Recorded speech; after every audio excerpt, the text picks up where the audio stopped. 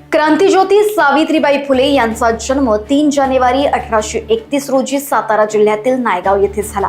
भारतातील पहिल्या महिला शिक्षिका आणि स्त्री शिक्षणाच्या प्रणेत्या म्हणून त्यांनी महात्मा ज्योतिबा फुले यांच्यासोबत स्त्री शिक्षणाचा पाया रचत समाज सुधारणेचा दीप प्रज्वलित केला। त्यांच्या शैक्षणिक विचारांनी आजही पिढ्यानपिढ्या घडवल्या जात आहेत। याच ज्ञानज्योतीचा वारसा पुढे नेण्याचं कार्य महात्मा ज्योतिबा फुले संशोधन आणि प्रशिक्षण संस्था म्हणजेच महाज्योती नागपूर सातत्याने करत आहे। दरवर्षीप्रमाणे यंदाही महाज्योतीतर्फे क्रांतिज्योती सावित्रीबाई फुले यांची जयंती त्यांच्या जन्मगावी नायगाव येथे उत्साहात साजरी करण्यात आली। या निमित्तानं महाज्योतीनं नायगाव येथे शैक्षणिक माहिती स्टॉल उभारला।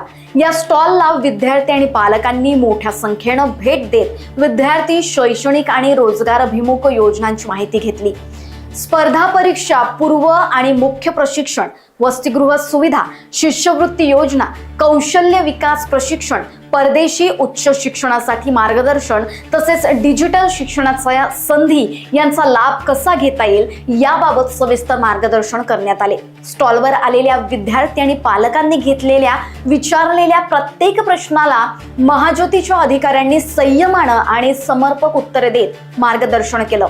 आमच्या मुलांच्या शिक्षण आणि भविष्यासाठी इतकी सुस्पष्ट आणि विश्वासार्ह माहिती प्रथमच मिळाली अशी भावना पालकांनी यावेळी व्यक्त केली।